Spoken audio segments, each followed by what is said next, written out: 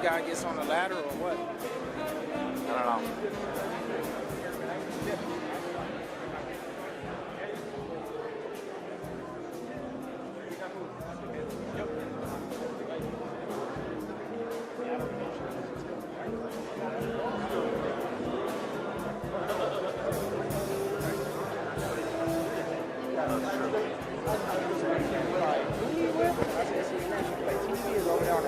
Oh, yeah. No, you're... Yeah, don't say anything.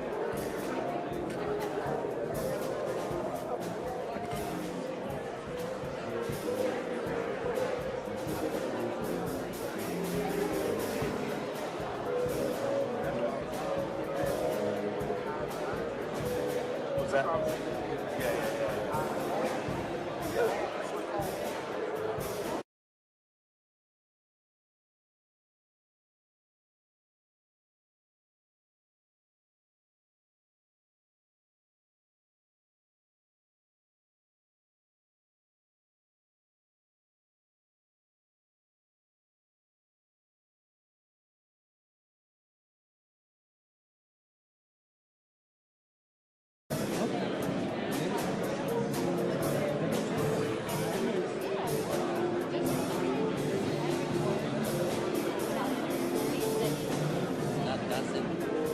This term doesn't apply in Israel.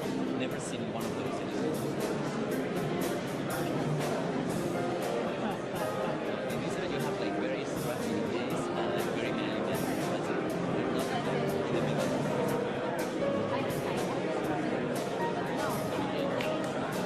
You know, I used to like this.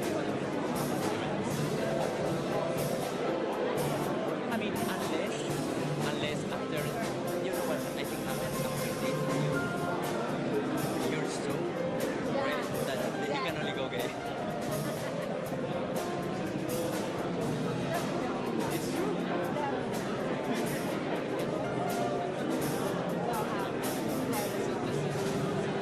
I was single when I got to Israel and I dated several Israelis. It's not like, you're not like, no.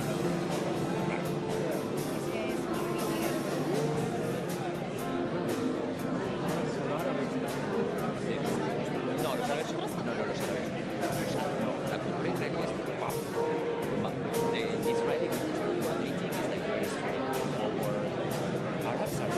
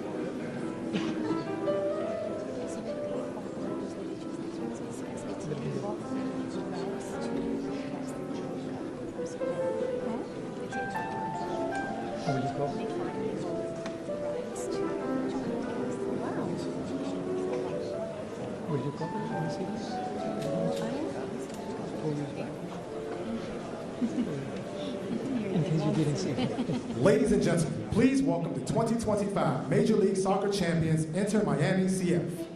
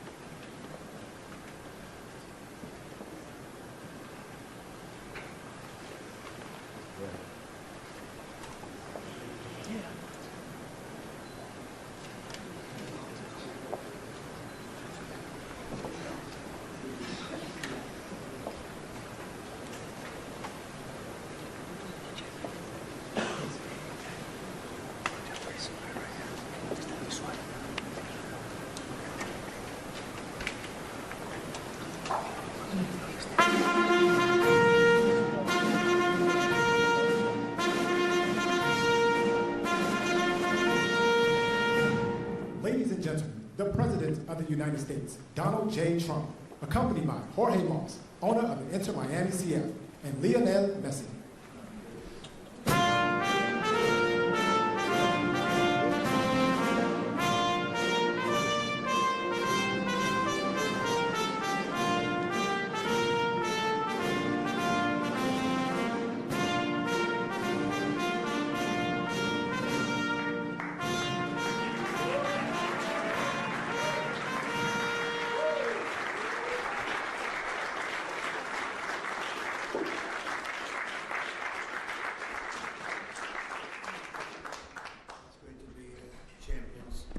Like champions, like winners.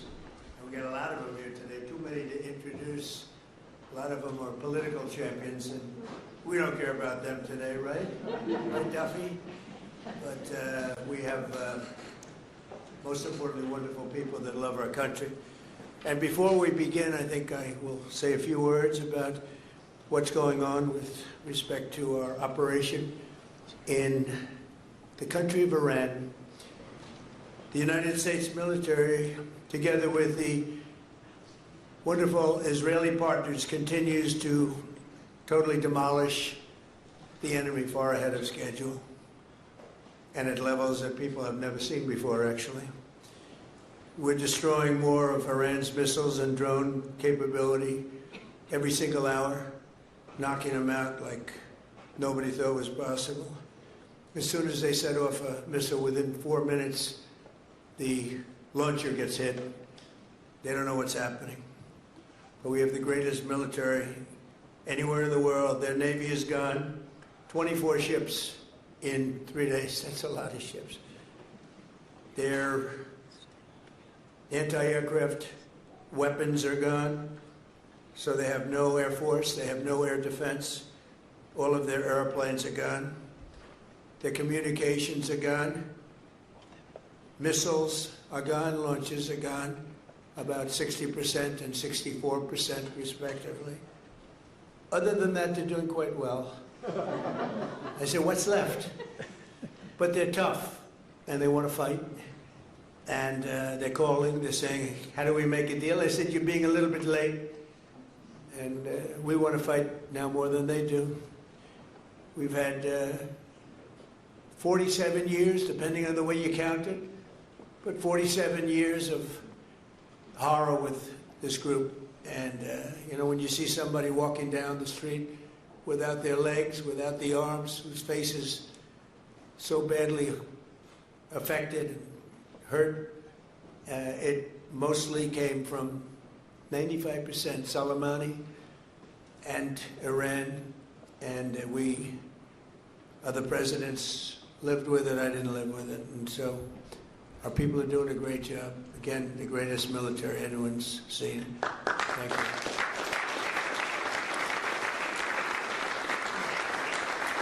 Thank you very much. And yesterday, my administration announced decisive action to help keep down the oil prices, including offering political risk insurance for tankers transiting into the Gulf, as you know, pretty dangerous territory.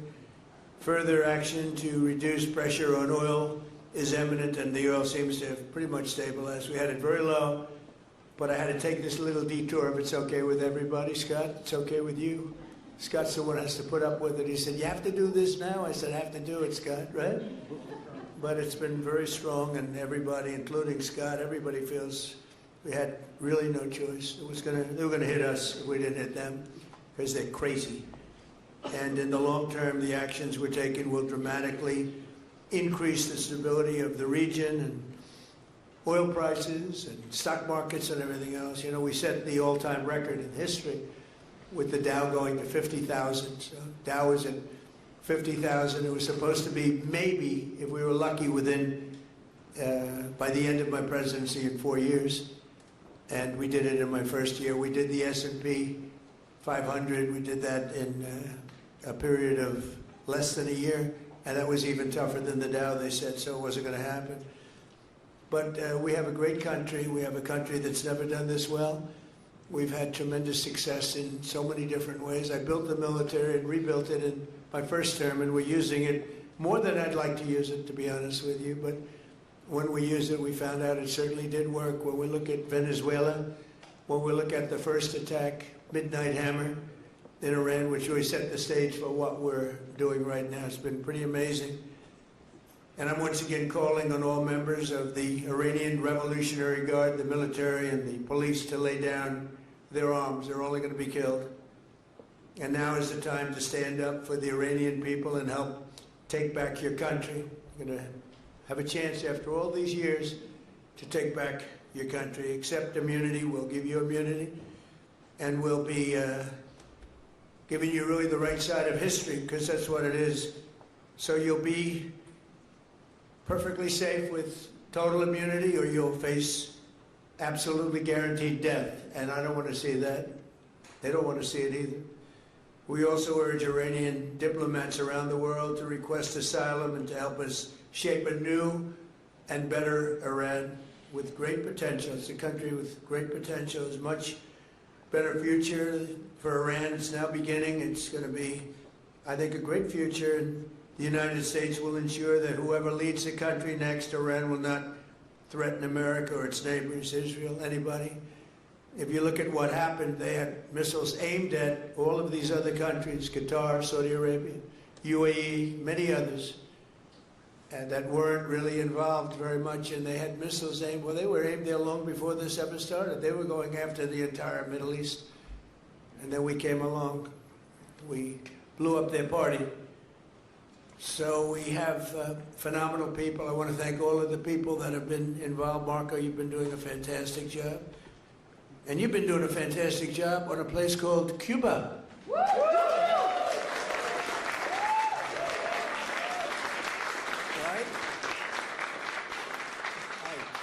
And A-Rod came in before. I said, hey, do you want to come up to a little award? He's got plenty of award ceremonies. Thank you, A-Rod.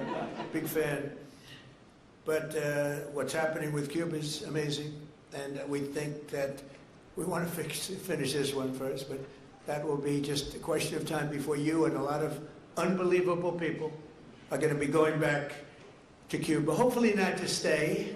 We want you back, and we don't want to lose you. We don't want to make it so nice that they stay. But some people probably do want to stay. They love Cuba so much. I hear it all the time. That was another one that wasn't supposed to happen. Venezuela is going great.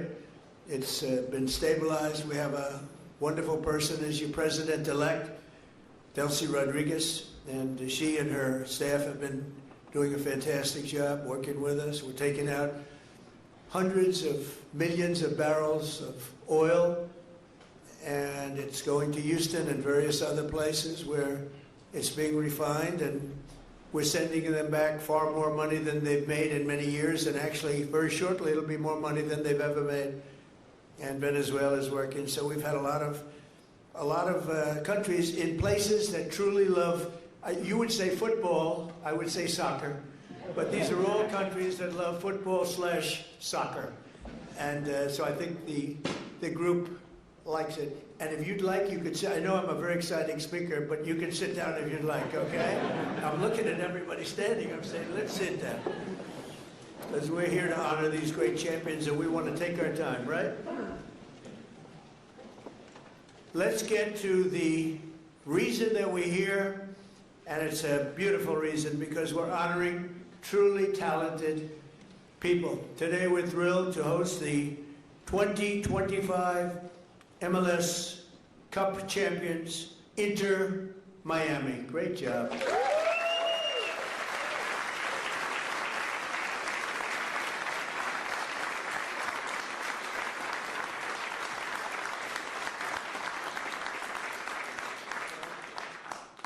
And it's my distinct privilege to say what no American president has ever had the chance to say before. Welcome to the White House, Lionel Messi. Lionel Messi is, my son said, Dad, you know who's going to be there today?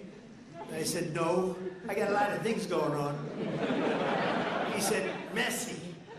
I said, really? He's a big fan. He's a big fan of yours. He thinks you're just a great person, and I think you got to meet a little while. So he's a big soccer fan, but he's a tremendous fan of yours, and a gentleman named Ronaldo. We have Cristiano is great. You're great. Boy, some big champions, some great athletes in that sport, and people that really love what they're doing, and they're doing it well. And it's an honor for us and everybody at the White House to be honoring you today. So congratulations as well to co-owners Jorge and Jose Mas. Who came from Cuba, right? Originally from Cuba? Huh? Your parents came? And you're going to go back, oh, yeah. It's gonna be, and you won't need my approval. You just fly back in. I can just see that. It's going to be a great day, right? We're going to celebrate that separately. I just wanted to wait a couple of weeks. I wanted to wait a couple of weeks, but we'll be together again soon, I suspect. celebrating what's going on in Cuba. They want to make a deal so badly, you have no idea.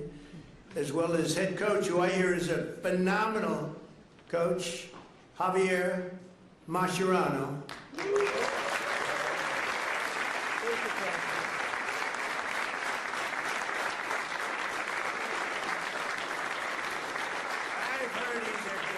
Well, anybody who wins is a good coach in my book, but I heard you're a hell of a coach. And all of the tremendous players that are just amazing. We're also grateful to be joined by the MLS Commissioner, Don Garber. Don, where are you, Don? Stand up, Don. Good job. Good job. As well as proud Miami sports fan, Secretary of State. I'm telling you, he's going to go down as the best Secretary of State in the country's history. Marco Rubio. I don't want him to get too popular.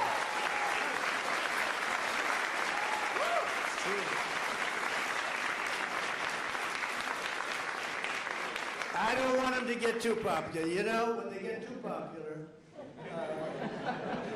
all of a sudden you see, where's Marco? He's not around anymore.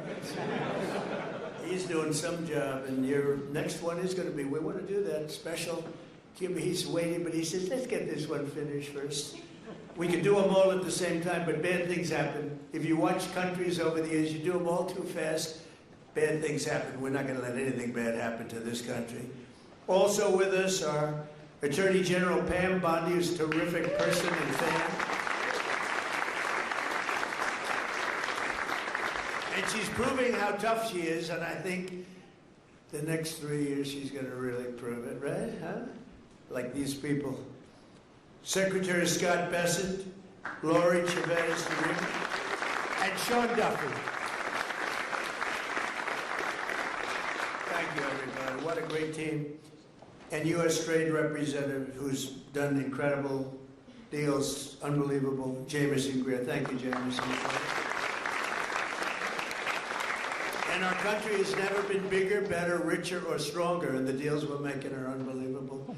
And a lot of it's because of the tariffs, and a lot of it's because of everything else. We had a complicating factor with tariffs the other day with the Supreme Court. They did the wrong thing, but it didn't make any difference because we have another way of doing it. They always have to make it the hard way. Do you know about that? You always have to. Is it like that? It's always got to be the difficult way, right? Huh? Makes you work harder, right? But we're doing great. Our country is doing incredibly well. It's never done like this. It's, you know, I was with the King of Saudi Arabia. He said, you know, a year and a half ago, we thought your country was dead, would never come back. And now you have the hottest country anywhere in the world, which was sort of cool. I'll relate that story. But many leaders say the same thing. We have the hottest country anywhere in the world. 2025 was the record-shattering season for Inter Miami beginning last summer at the historic FIFA Club World Cup, hosted for the first time right here in the USA. So exciting. I shouldn't say this because you'll say I'm old, but I watched Pelé play. He played for the Cosmos. Do you know that? And Steve Ross was a great friend. I don't know how many people remember Steve. He was a legendary businessman. He really started cable TV. He was way ahead of time and ultimately passed away tragically. But he started the Cosmos team and he wanted to get some good players. So he started with Pelé. I don't know, you may be better than Pelé. Pelé was pretty good. Who's better? Him?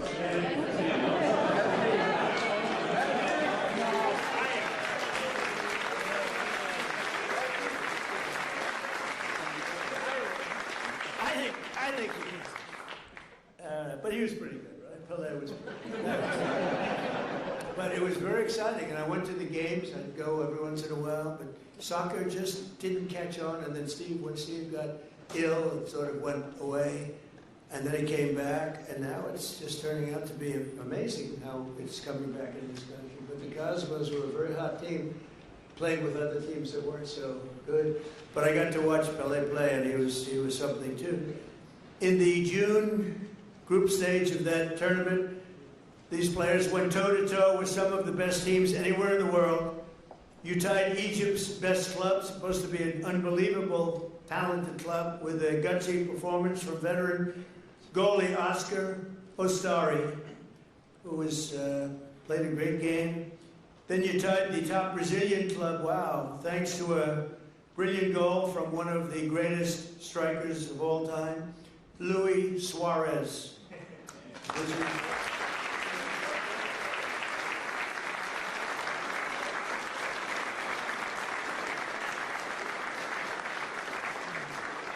Yeah, good-looking people. Marco, I don't like good-looking men. You don't feel so good about yourself, Sandy. Good-looking people. In the 65th minute, Louis gathered the ball around midfield and turned for a vintage solo run, dribbling through the defense, driving past defenders like few people have ever seen before, cutting to his left, hammering home a goal that secured Miami's place in the next round. But no match in the 2025 FIFA Club World Cup was more important than the match against FC Porto. Porto took an early lead, but you came back strong in the 54th minute, tied 1-1. Leo lined up for one of his iconic free kicks. He struck the ball decisively, bending it over the wall and beating the keeper with a sensational left hook. Would I be able to do that in my practice? He said, no. I think he's right, my friend. Great. In that moment, you sealed the truly historic Inter-Miami victory, becoming the first club from North America ever to beat a European club in official competition.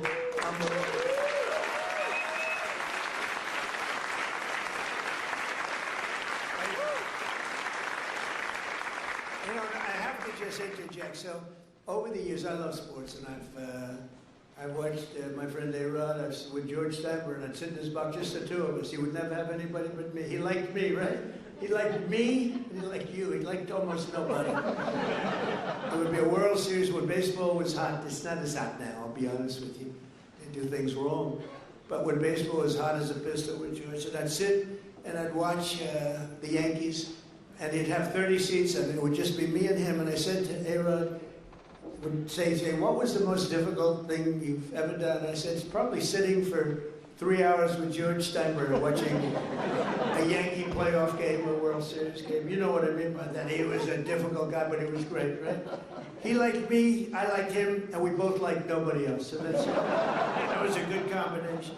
But I have to say this, so I've seen a lot of great players come into the world of sports, and they came in from all different countries, all different players. They've come, in some cases, just from different states. They come to the Yankees, or they come to the Dodgers, or they come to whatever. But I've seen them come in from other countries, and there's such a clamor, oh, so great, everything's great, but they don't win.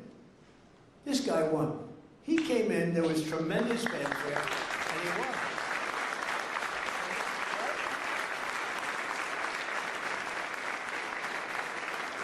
But it's true, they don't win. They come in and, you know, they're great players, and they can even play okay, but they don't win. And Leo, you came in and you won, and that's something very hard to do, very unusual. And frankly, there's a lot more pressure put on you than anyone would know, because, you know, you're sort of expected to win, but almost nobody wins. They come in, they're great, they're the best in the world, they get paid a fortune. You came in and you won with all that pressure. That's an amazing tribute, so congratulations.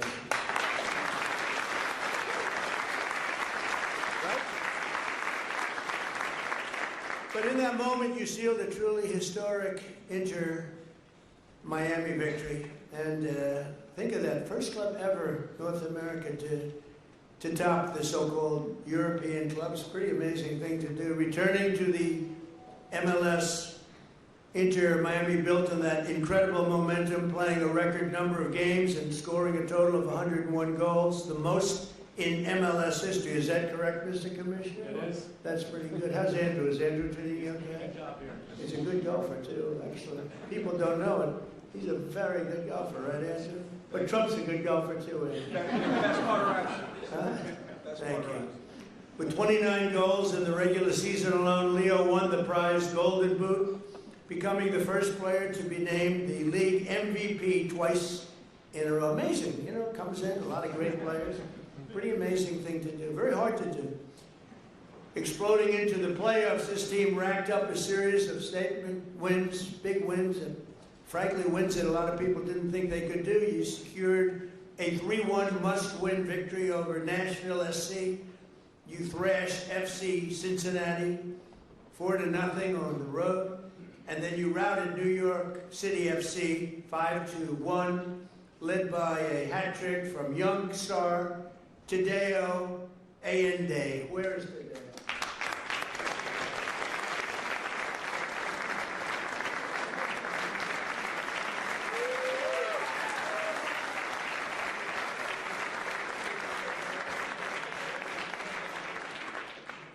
What a group of people. We could have a lot of fun with these guys. You can imagine when they win how they celebrate. We don't want to talk about it. We don't want to talk about it. In that MLS Cup final against the Vancouver Whitecaps, the entire team played together as one flawless unit. Just flawless, they say. After Vancouver tied the game 1-1, Leo picked the pocket of a Whitecap defender and sent a pass to the great Rodrigo de Paul. What the hell is Rodrigo?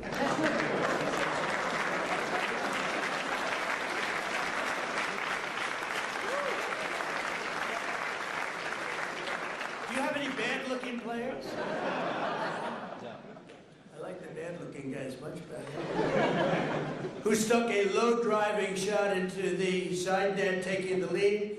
And then in the 6th extra minute of stoppage time, Tadeo drove home your third and final goal, making the score 3-1 and securing your status as the first champions in club history. What an amazing accomplishment. Coach Mascherano became one of the few head coaches to win the MLS Cup finals in his very first year. And Leo claimed the 47th trophy of his storied career. 47th, can you imagine that? The most of all time. That's the most of all time. So Leo is the reigning FIFA World Cup MVP. You could have gone anywhere in the world. You could have chosen any team in the world, and you chose to go to Miami. I don't blame you. The weather's extremely good. You go to Doral.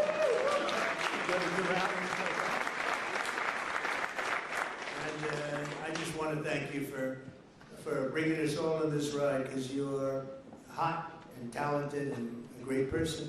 I look forward to seeing many of you on the summer. We're going to be out there in the summer, 2026 FIFA World Cup. And we have a lot of interesting things, because we have the World Cup and we have the Olympics, so we have the 250. You know, I was responsible for getting the Olympics in my first term, and I was responsible for getting with Johnny. We got the World Cup, and Johnny's a good man. Do we like Johnny? Do we like? I think so, right? Like you said, yeah, I think so. He's a good guy. But you know, they're setting records on the World Cup, setting absolute total. I guess many of you guys are going to be in it, but setting records on ticket sales, right? Numbers that, I mean, literally double what anyone's ever done before. So it's good. So they picked the right. But I thought that I didn't know that I'd be the president during this, because the election was rigged and stolen, and I had to do it all again. And then I said, hey, wait a minute, I just got soccer/football, and I just got the Olympics, and we got most of what, I took credit for those two. Then I tried to take credit for 250 years, and it didn't play well at all with the press. But we're going to have an amazing year. But I just want to thank you so much, guys, for the job you've done. I've known you for a while, and I've known of you for a long period of time. You are a spectacular man, and please say a few words.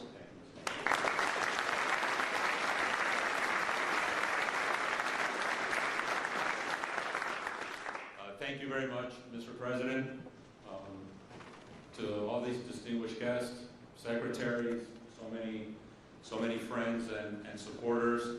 On behalf of myself, my wife Aleida, my brother Jose, and his wife Patty, and my whole family who is here today, with David Beckham, I want to express to you what an extreme honor and privilege it is to be in the People's House, led by you, celebrating in the presence of champions, winners all. Because this championship was very, very well deserved, greatly played, and you're looking at one of the best teams on the face of the earth standing behind us. And this all became possible because we dared to dream. 7 years ago, Inter Miami was nothing but an idea and a dream. I remember after talking to Commissioner Garber and being awarded a team, we sat in the conference room of our family business in Miami and said to each other, what do we do now? And as the son of a man and woman who left Cuba, just seeking freedom in this great country, it has driven us to excellence. And we thought, what can we do to make a difference? What can we do that's special? And at that time, I told myself what many people thought impossible. I said, we are going to bring the world's greatest player to play at Inter Miami. And that was in 2019. And today, standing before you, you have the world's greatest player here to my right. Over the course of the last 2.5 years that he has been here, we've been on an epic run of records, of trophies, of winning. Because what I wanted to establish with Inter Miami is a winning culture. That it be a reflection of our community of South Florida and Miami, made up of winners, of hardworking men and women, and I want our team to be an embodiment of our fan base and everyone who aspires to a better future and to a better life. On the back of our jersey, Mr. President, it says freedom to dream, because that's our family moniker and what embodies our team and our aspirations. But that all began many, many years before at the dinner table of our family, with my late father, Jorge Mascanosa, and my mother, Irma, who is here today.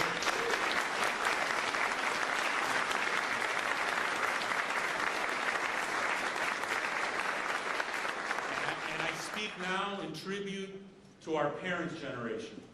And I share that with Secretary Marco Rubio, of men and women who fled communism, who fled tyranny, who wanted a better life for their boys and their daughters and their sons in the future. And at that table was instilled in us that if you work hard and you sacrifice and you dream, it can be possible. And today, standing before you, Inter Miami is one of the world's biggest clubs.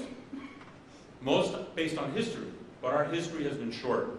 But having a winning culture, having the best-selling jersey on the face of the earth, making a global difference, and not only because of Lionel Messi, but these men standing behind you have changed the culture of football in the United States of America forever.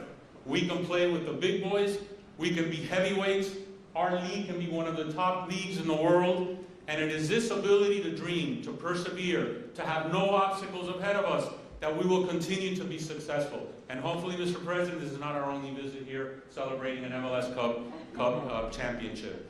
But this team is an embodiment of that. And I want to thank you to be able to express this to you, to so many dear friends, loved ones, and global fans all over the world. We fill stadiums everywhere. We're playing this weekend against DC United at the Ravens Stadium in Baltimore, because we'll have a sellout there. We sell out everywhere we go. We open the season in the LA Coliseum with a record crowd. But it is our aspiration to continue breaking barriers, to putting no limits, to making sure that Major League Soccer in Inter Miami, over the course of the next few years, is considered with the elite of global football. So with that said, Mr. President, thank you. Thanking you for sharing this championship with us, that we can share it with our families in the people's house and we can share it with the world. Thank you.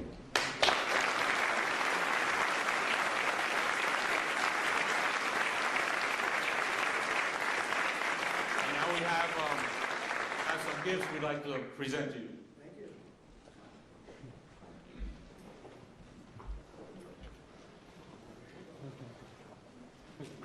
So this, Mr. President, says USA 250 on the front, which we have on our jersey.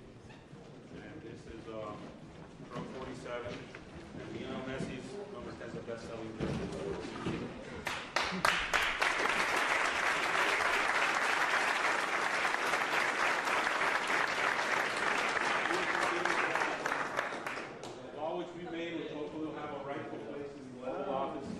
Dedication of you, dedicated for our championship. That's for you, Mr. President. Thank you very much.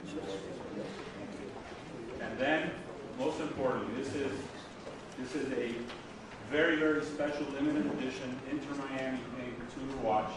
It's etched on the back with your name in a tribute to you, and special because time is a precious element. Time has a lot of meaning, I think, to all of us, and we wanted to give you that. And also we have an additional gift, which is another jersey for very illustrious Chief of Staff.